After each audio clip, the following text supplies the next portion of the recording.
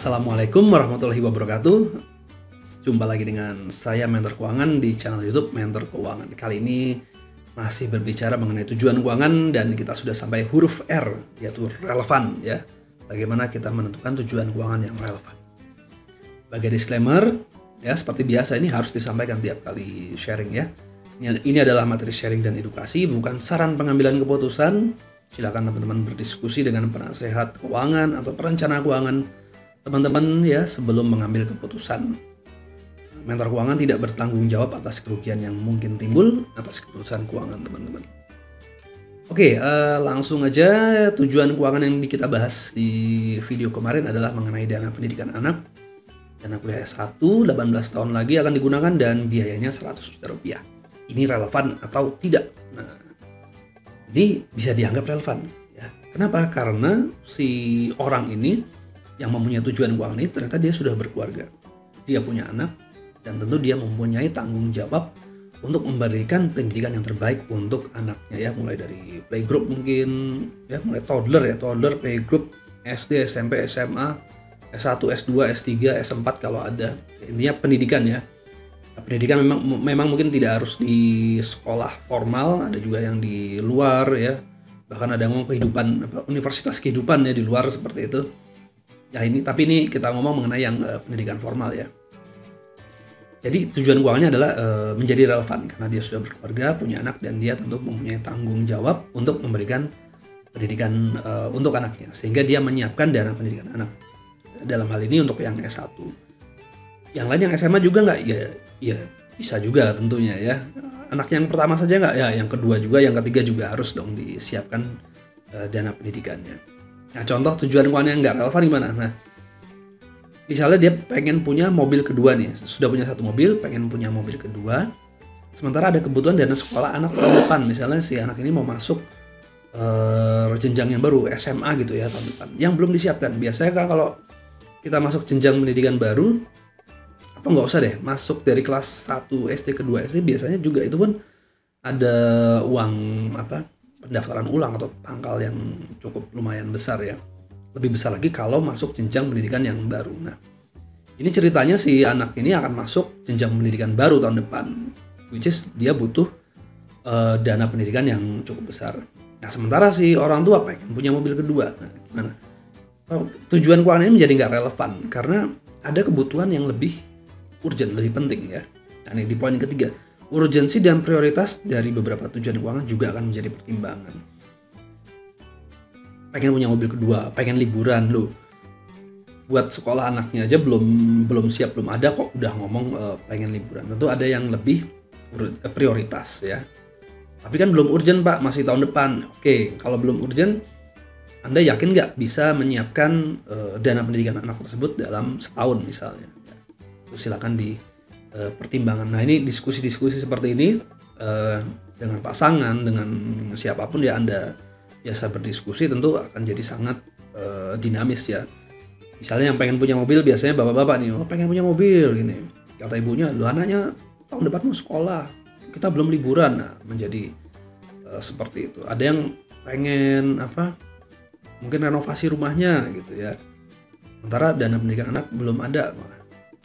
Kalau rumah belum segera mungkin renovasi yang urgent yang ini ya, yang penting udah bocor besar gitu. Nah ini menjadi urgent gitu kan. Prioritas, karena kalau tempat tinggalnya nggak layak, semuanya bakal lebih terdampak. Nah, ayahnya nggak nyaman, ibunya nggak nyaman, anaknya mau itu pun nggak nyaman. Apalagi sekolahnya tentu akan jadi lebih nggak nyaman lagi. Tentu perbaikan besarnya seperti apa dan kebutuhan pendidikan anaknya berapa juga ini akan jadi pertimbangan untuk menentukan berapa besar yang harus disiapkan, ditabung atau diinvestasikan ya teman-teman. Ini menjadi relevan tidak relevan. Ini hanya sebagai contoh lain mungkin banyak juga ya, mana yang relevan tidak relevan. Teman-teman bisa pertimbangkan baik-baik ya dalam membuat sebuah tujuan keuangan. Wah ini ada lagi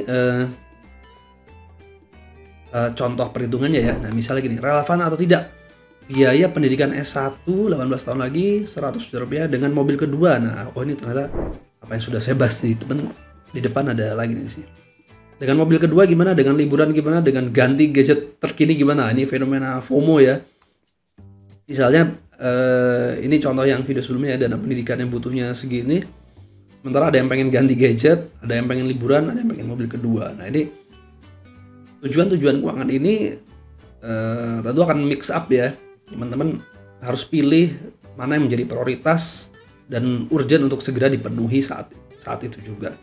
Kalau misalnya pendidikan S1 18 tahun lagi ya dibandingkan dengan liburan, ya mungkin liburannya bisa dinaikin nih budget, dipercepat budget, karena mau liburan 18 tahun lagi mungkin kayaknya udah kelamaan ya. Liburan tuh mungkin sebulan 2 bulan lagi atau mungkin 3 bulan lagi yang cukup lama itu sudah bisa direncanakan. Mobil kedua mungkin perlu difikirkan lagi untuk apa tujuan kepemilikan mobilnya, apakah untuk transportasi yang memang benar-benar sangat dibutuhkan atau hanya untuk yang penting punya 2 mobil supaya enak gitu. Nah, bagaimana plus minusnya, pro kontranya seperti apa.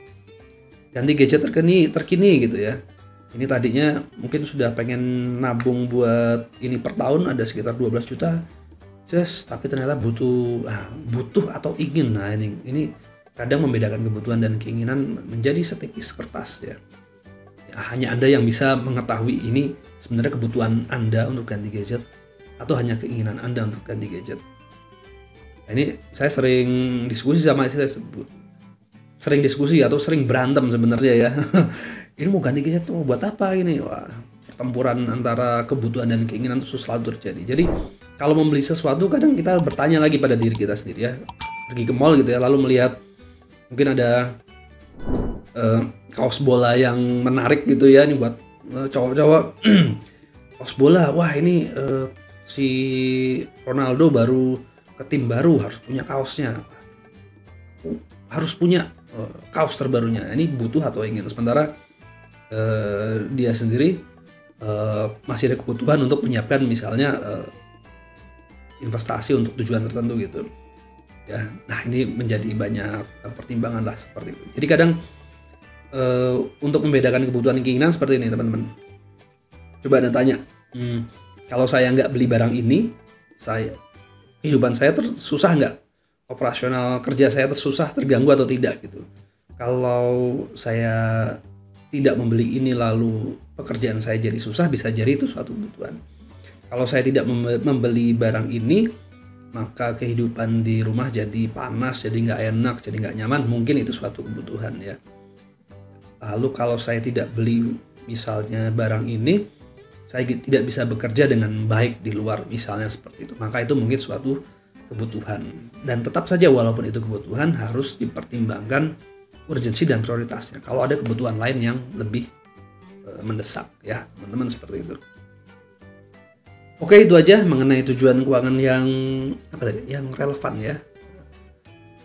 Terima kasih sudah menyaksikan dan sampai jumpa di video berikutnya. Wassalamualaikum warahmatullahi wabarakatuh.